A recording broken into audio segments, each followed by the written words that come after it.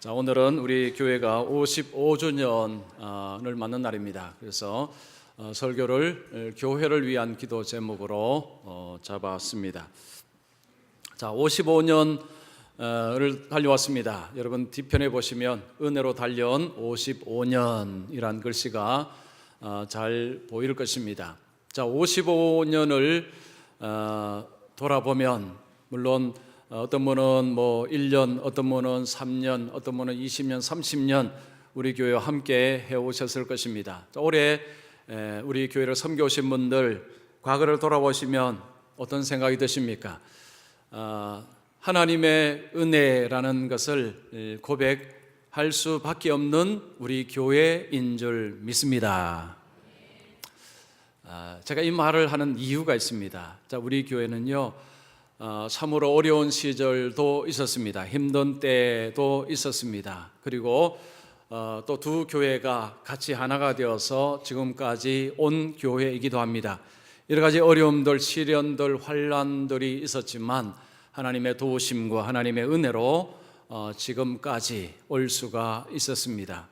여러분, 한 인생도요 55년을 살아왔다면 여러분 63년 태어나신 분들 계시죠? 자, 55년, 만 55년을 살아오실 때 힘들고 어려웠던 일, 눈물 짓는 일, 기뻤던 일, 좋았던 일, 수많은 것들이 그 속에 녹아져 있습니다. 55년 동안 많은 일들을 경험하셨을 것입니다. 우리 교회도 똑같았습니다. 아니, 어떤 다른 교회보다 좀 더 어려움이 많았을지도 모릅니다. 그러나 이제는 그것이 과거의 하나님의 은혜로 우리가 말할 수 있게 되었습니다. 하나님의 은혜로 지금까지 오게 되었고요.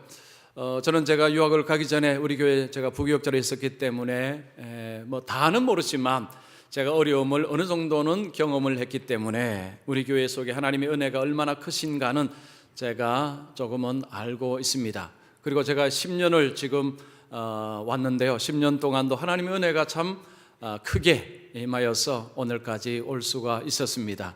그래서 우리 하나님께 감사하며 55주년 예배를 드립니다. 자, 이제는 우리가 또한 앞으로 나아가야 합니다. 지금까지 달려왔고 앞으로 또 달려가야 됩니다. 세상은 점점 더 강하여지는 것 같고 교회는 점점 약해지는 듯한 이런 모습이 오늘날 대한민국의 모습입니다. 교회가 많이 어렵다라고 이야기를 하고 실제로 그렇습니다.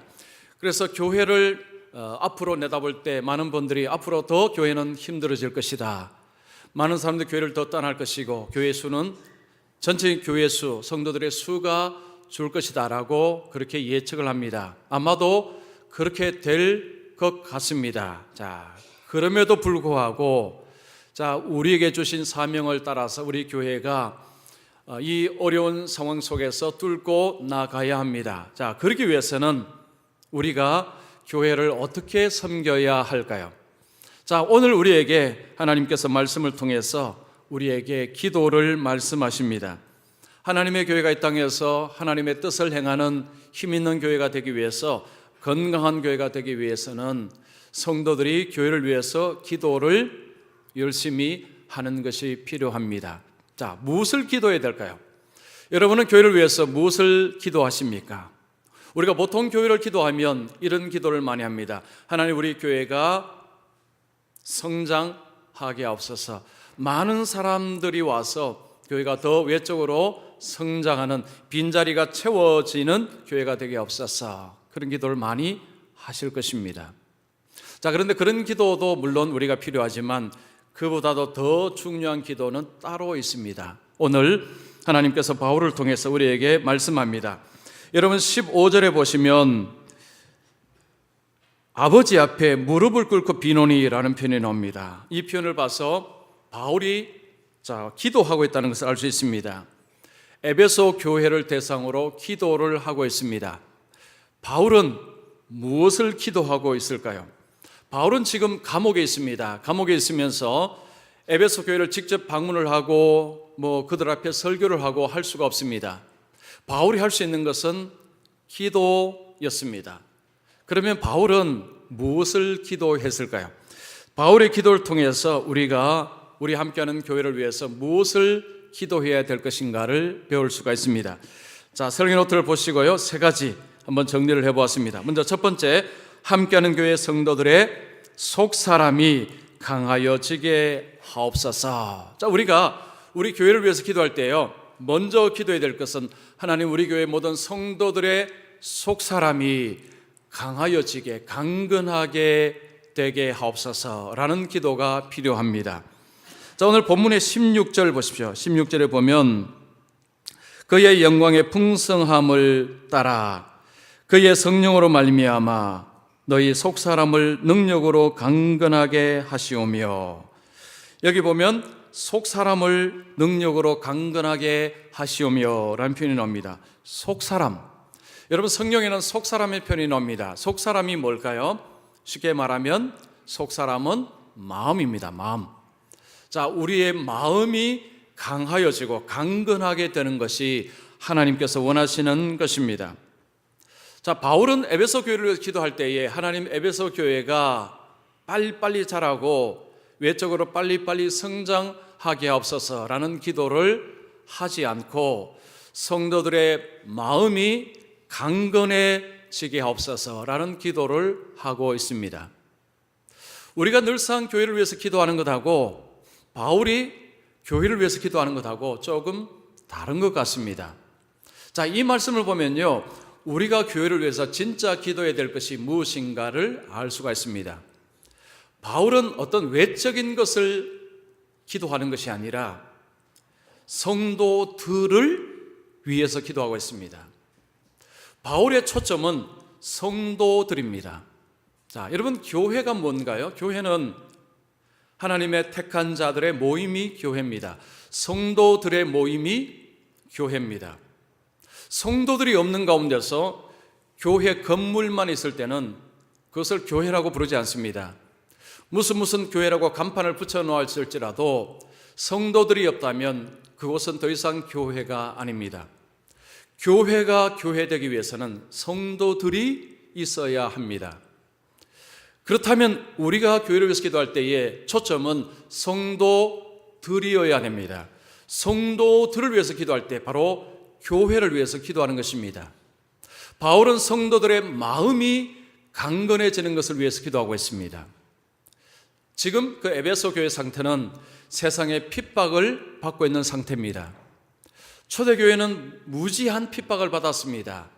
그 핍박 가운데서 바울은 하나님 그 핍박이 없어지게 하옵소서라는 기도를 하지 않습니다.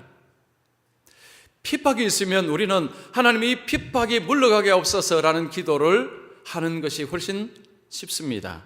또 그렇게 기도하는 것이 옳다고 생각되는데 바울은 우리에게 가르쳐 줍니다. 핍박이 제거되는 것이 기도의 제목이 아니라 그 핍박 속에 있는 성도들의 마음이 강해지는 것이 더 중요하다는 것입니다. 마음이 강건해지면 핍박을 이겨낼 수 있기 때문입니다. 자, 왜 이 마음이 그렇게 중요하냐? 여러분, 이 마음은 사람을 움직이는 통제소입니다.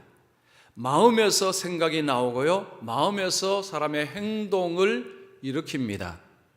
결국은 사람의 마음에서 생각하고 마음에서부터 행동합니다. 여러분, 잠언 4장 23절 보십시오. 자, 말씀 보시면 모든 지킬 만한 것 중에 더욱 내 마음을 지키라. 생명의 근원이 이에서 남이니라. 자, 잠언의 말씀은 우리의 마음을 지키라고 말씀합니다. 생명의 근원이 우리의 마음에서 난다고 합니다. 사람의 마음에서 모든 것이 출발합니다.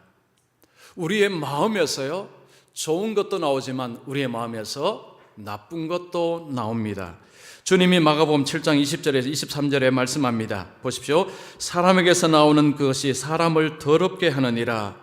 속에서 곧 사람의 마음에서 나오는 것은 악한 생각 곧 음란과 도둑질과 살인과 간음과 탐욕과 악독과 속임과 음탕과 질투와 비방과 교만과 우매함이니 이 모든 악한 것이 다 속에서 나와서 사람을 더럽게 하느니라. 자, 예수님께서 말씀하기를 사람을 더럽게 하는 이런 온갖 나쁜 것들은 어디서 나오느냐?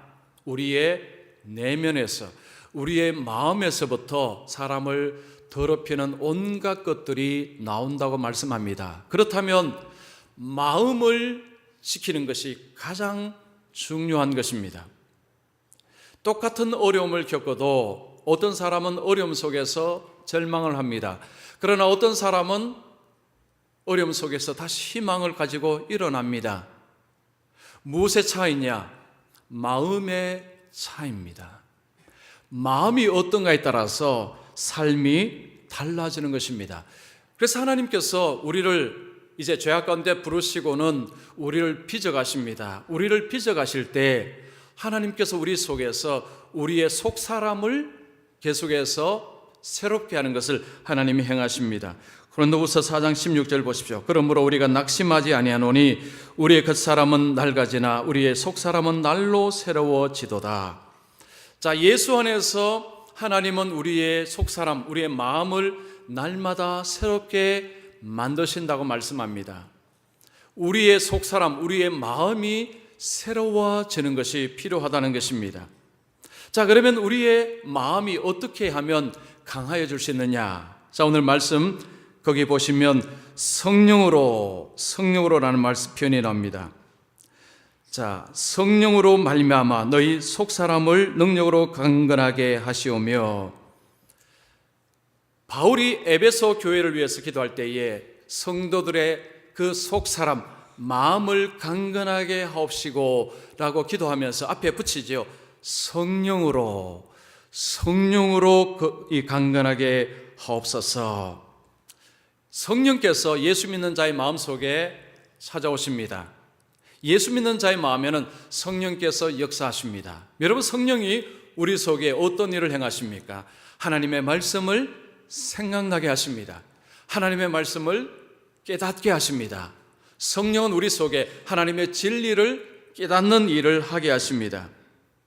예수님께서 이 땅에 오셔서 하나님의 사랑과 은혜와 하나님의 말씀을 전하셨고, 자, 성령님이 오셔서 그 주님의 말씀이 우리 속에 깊이 뿌리 박히도록, 그 말씀이 깨달아지고 때에 따라 그 말씀이 생각날 수 있도록, 생각나서 그 말씀을 붙들고 이길 수 있도록 그 일을 하시는 분이 성령님이라는 것입니다. 그래서 우리가 교회를 위해서 기도할 때에 자신과 또한 자녀들을 위해서 기도할 때도 이 기도가 필요합니다. 하나님, 들은 말씀이 잘 깨달아질 수 있도록, 그리고 그 말씀이 삶 속에 생각날 수 있도록 성령께서 역사하여 주시옵소서. 성령께서 우리 속에서 말씀을 깨닫게 하시고, 말씀이 뿌리 내리게 하시고, 말씀이 생각나게 하실 때 여러분, 우리의 삶은 견고하고 든든하게 세워질 수 있습니다. 자, 어떤 미국에 어떤 부부가 있었습니다. 오래전의 일입니다. 부부가 결혼을 해서 자녀를 낳았습니다. 아들이 태어났습니다. 아들이 10살 정도 되었을 때에 그 아이의 아버지, 남편이죠. 남편이 암에 걸렸습니다. 치료를 하는데 치료가 잘 되지 않았습니다. 남편이 생각하기를 내가 이제 곧 하나님께로 가야 되는구나 라고 생각을 하고, 그 아들을 위해서 뭔가를 해야 되겠는데 이 아들이 건강하게 자라도록 하기 위해서 내가 무엇을 하면 좋을까? 그 아버지가 생각을 하다가 편지를 썼습니다. 21통의 편지를 쓰고는 마지막 한 통은 아내에게 맡깁니다. 아들이 결혼식 하는 전날 이 편지를 아들에게 전달해 주기를 부탁을 하고, 20통은 우체국에 가서 부탁을 했습니다. 돈을 지불하고는 1년에 2통씩 우리 아들에게 좀 전달해 주십시오. 특별히 부탁을 했습니다. 그래서 우체국에서 그 부탁을 들어주었습니다. 그 남편이 세상을 떠났습니다. 1년에 2통씩 아버지 이름으로 아들에게 편지가 옵니다.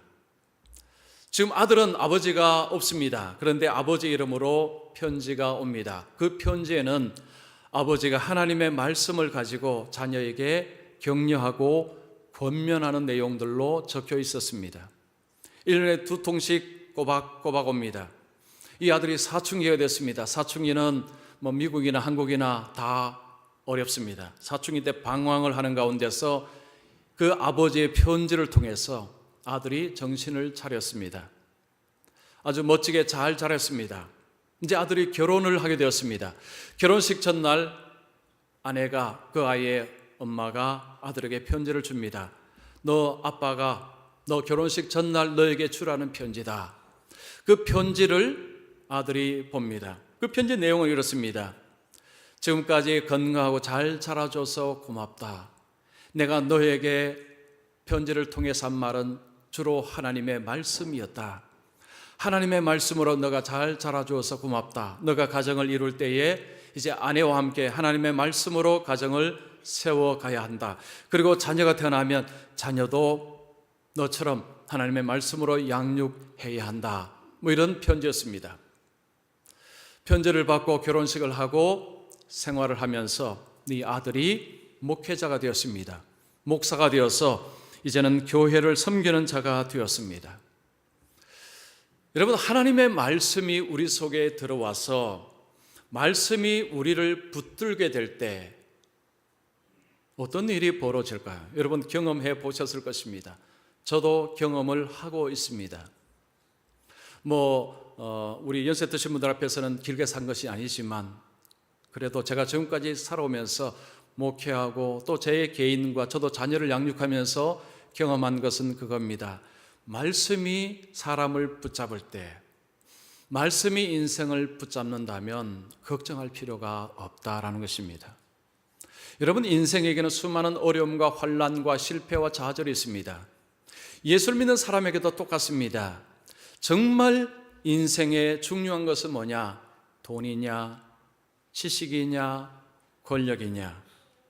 물론 그것도 중요하죠. 그런데 진짜 중요한 것은 말씀입니다. 이건요, 제가 그냥 드리는 말씀이 아니고 제가 경험해서 드리는 말씀입니다. 예수님께서 이런 말씀하셨죠. 사람이 떡으로만 사는 것이 아니요 하나님의 입으로 나오는 모든 말씀으로 살 것이니라. 말씀은 밥이라는 거죠. 밥. 여러분, 밥을 드시면서 육신의 힘을 얻으시는 것처럼 말씀은 생명의 양식이기 때문에 생명의 양식을 잘 드시고 그 말씀을 잘 깨달아서 그 말씀을 붙들고 사시면 말씀이 나를 붙듭니다. 성령께서 말씀을 통해서 우리 속에 일하실 때 우리 인생은 제대로 된 길을 걸어갑니다. 그러나 성령을 통해서 우리의 마음속에 말씀이 우리 속에 역사하지 아니하게 되면 어쩔 수 없이 세상의 방식을 따라 살아갈 수밖에 없습니다. 여러분, 이 땅의 교회가 외적으로 크게 웅장해지어진 교회라고 역사 속에서 계속 성장하고 힘을 발휘하느냐? 그렇지 않습니다. 역사가 우리에게 교훈을 줍니다. 중요한 것은 그게 아닙니다. 중요한 것은 성도들이 누구냐가 중요합니다. 자, 바울은 우리에게요, 우리가 뭘 기도해야 된다는 거 이야기합니까? 성도들의 속 사람이 강건해질 때, 자, 그 교회가 이 험한 세상 속에 그 하나님의 뜻을 따라 사명을 제대로 감당하는 교회가 될 수가 있는 것입니다. 그래서 여러분, 교회를 위해서 기도하실 때요, 하나님, 우리 교회 모든 성도들의 마음이, 속 사람이 하나님의 능력으로 강건해지게 하옵소서. 꼭 이 기도 하시기를 바랍니다. 그 다음 두 번째는 함께하는 교회 성도들의 마음에 그리스도께서 계시옵소서. 자, 우리가 교회를 위해서 기도할 때요, 하나님, 우리 성도들의 마음에 예수님께서 마음에 계시옵소서라는 기도가 필요합니다. 자, 17절 보시면요, 믿음으로 말미암아 그리스도께서 너희 마음에 계시게 하시옵고. 자, 바울이 에베소 교회를 위해 기도할 때에 그 핵심에 하나님, 그들의 마음속에 그리스도가 계시기를 기도합니다 라는 기도를 하고 있습니다. 얼른 들으면 이 기도가 합당치 않는 것 같습니다. 왜냐하면 예수를 믿는 사람은 이미 그리스도께서 그 마음속에 계신다는 것을 우리가 알 수 있습니다. 그런데 이 기도를 왜 또 해야 되는가? 그런 생각 들 수 있습니다. 예수 믿으면 이미 예수님이 마음속에 계신데 예수 믿는 자들에게 이런 기도가 왜 필요하냐라는 거죠. 자, 여기서 계시다는 것은 거주하다는 것을 말합니다. 살다는 것을 말합니다. 자, 예수님께서 우리 마음속에 거주하고 살아야 된다는 이야기입니다. 여러분, 성도들의 삶 속에, 마음 속에 예수님이 그 삶에, 그 마음에 같이 살아야 한다는 것입니다. 교회에 와서는요, 주님 교회에 계시니까 주님 앞에 왔습니다라고 하고요, 교회를 떠나고서는 주님은 교회에 계시니까 이제부터는 내가 살겠습니다. 즉, 주님은 교회에만 잘 지키고 계시고 이제 일상생활은 내가 살겠습니다. 이게 이원론입니다. 이원론. 지금 이 기도는요, 이원론이 아니고 일원론의 기도입니다. 주일뿐만 아니고 일상생활 삶 속에서도 주님이 내 마음속에 사시면서 나와 함께 생활해 주시옵소서라는 것입니다. 여러분, 요한계시록 3장 20절 우리가 잘 아는 말씀이죠. 보십시오. 볼지어다 내가 문 밖에 서서 두드리노니 누구든지 내 음성을 듣고 문을 열면 내가 그에게로 들어가 그와 더불어 먹고 그는 나와 더불어 먹으리라. 자, 예수님께서 라오디게아 교회의 성도들에게 하신 말씀입니다. 너희들이 문을 열면 내가 들어가서 너와 함께 먹고 마시고 살겠다는 것입니다. 예수님이 우리에게 원하시는 것은 예수님을 교회당에다가 모셔놓고 나머지 삶은 내가 사는 것이 아니라 주일뿐만 아니고 일상생활 속에서도 예수님과 함께 먹고 마시고 사는 삶을 원하신다는 것입니다. 자, 우리가 주님을 교회에만 모셔다 두시면 안 됩니다. 일상생활 속에서 늘 주님과 함께 살아야 된다는 것입니다. 자, 이건 뭔 이야기일까요? 주님을 예배당에만 모셔놓고 살면요, 우리의 삶에 변화가 일어날까요? 일어나기가 어렵습니다. 아니, 안 일어나는 게 정상이죠.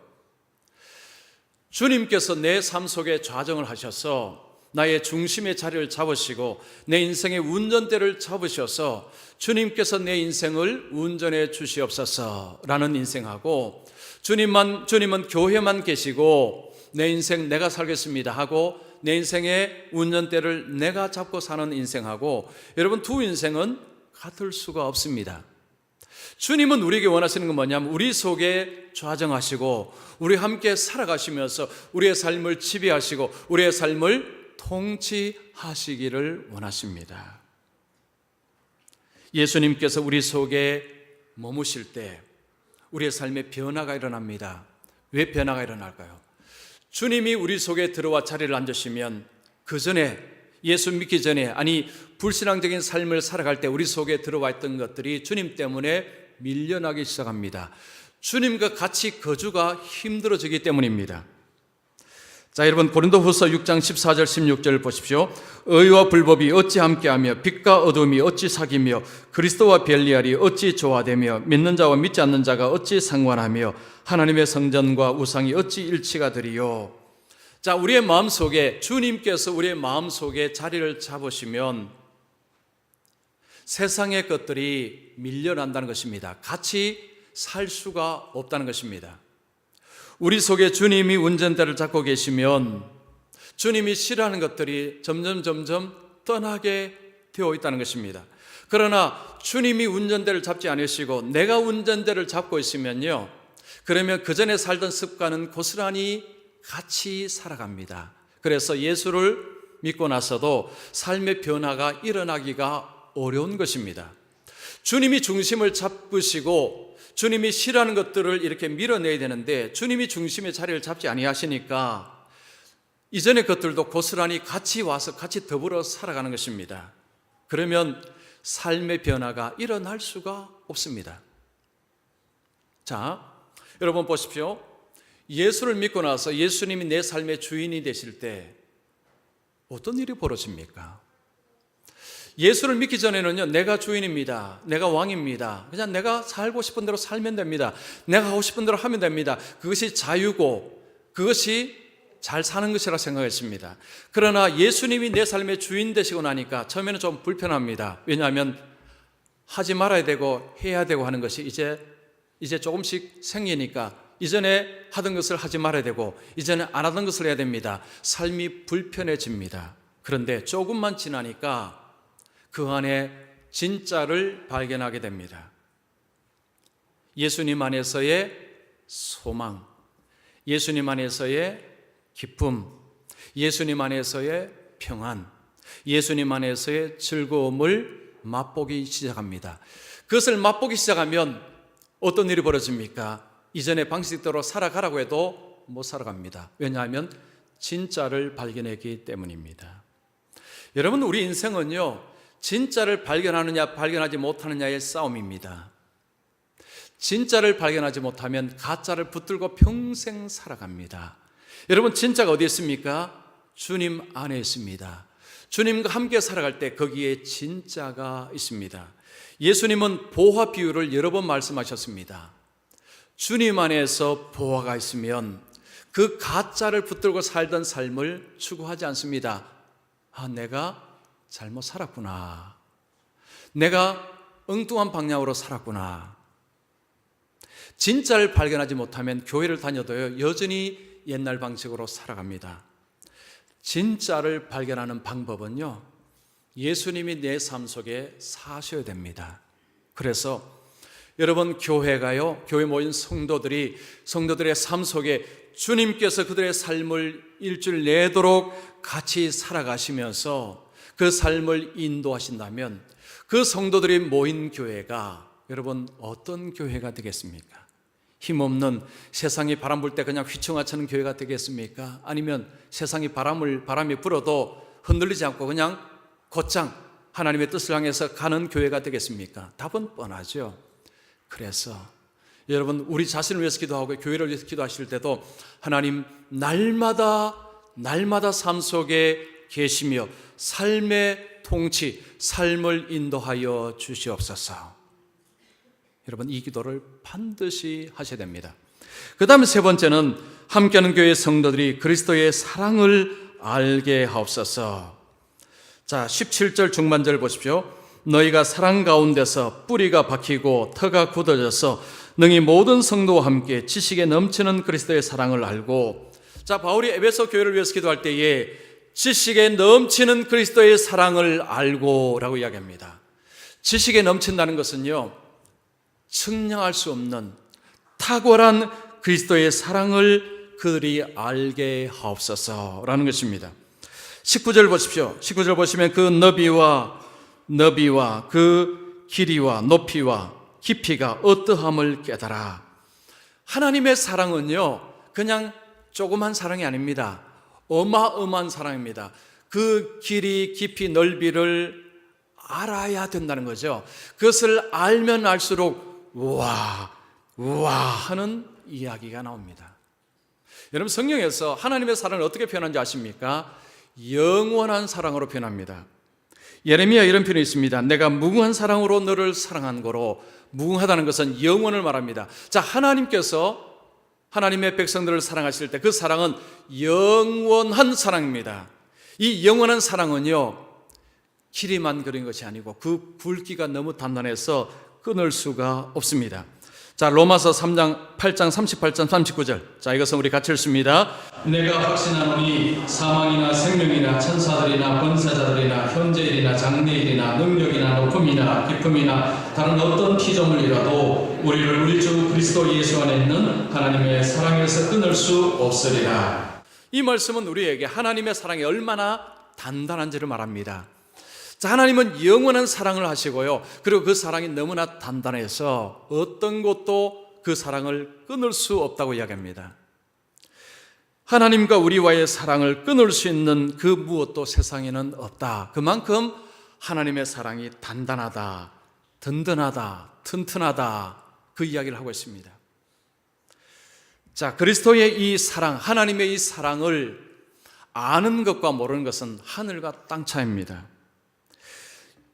자, 하나님의 이 영원한 사랑, 하나님의 그 엄청난 사랑이 어디에서 드러났습니까? 예수님의 삶을 통해 드러났습니다. 예수님은 하나님의 사랑이 어떤 사랑인가를 고스란히 보여주셨습니다. 그 정점이 바로 십자가입니다. 여러분, 십자가는요, 하나님의 공의를 드러내는 사건이지만 또한 하나님의 사랑을 극명하게 드러낸 사건이 십자가입니다.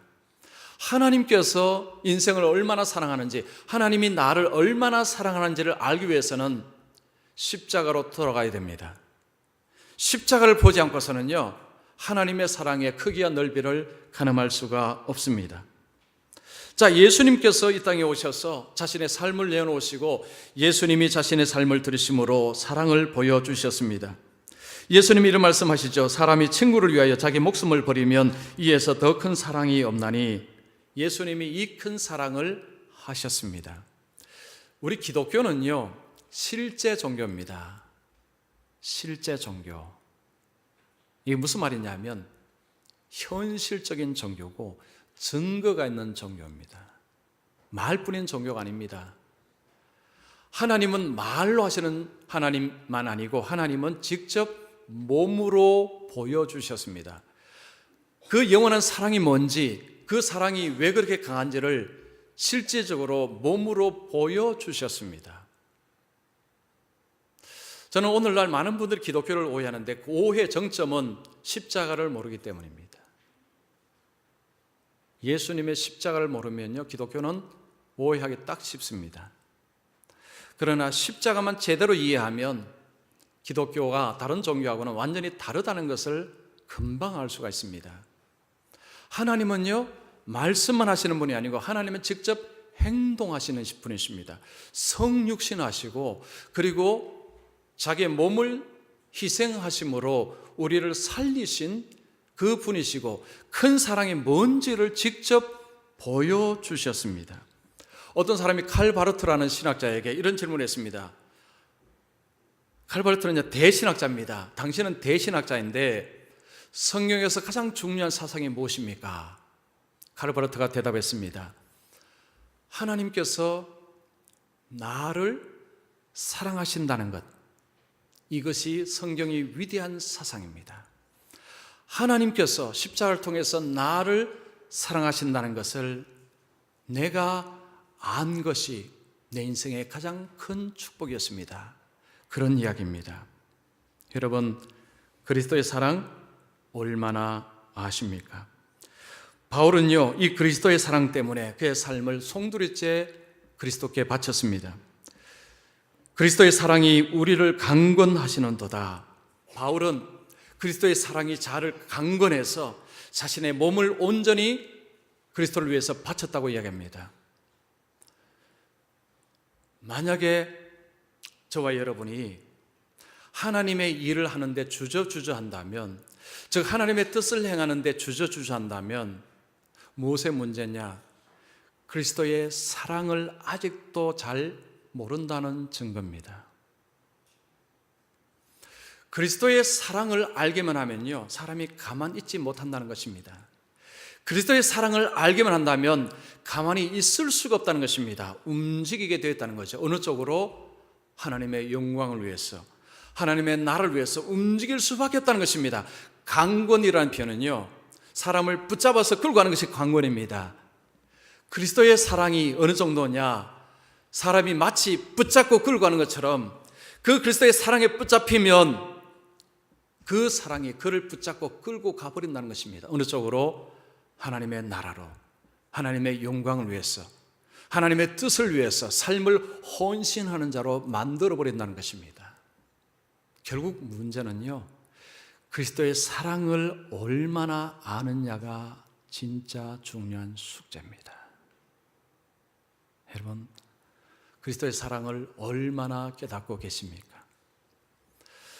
자, 우리가 우리 자신을 위해서, 교회를 위해서 기도할 때요, 하나님, 우리 교회 성도들이 이 그리스도의 사랑을 온전히 깨닫게 하옵소서.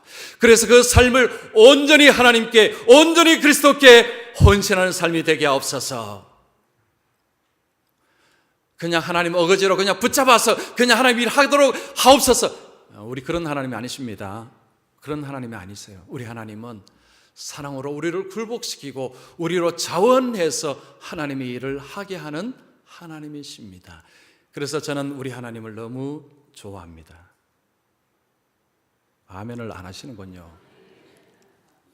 저만 좋아합니까?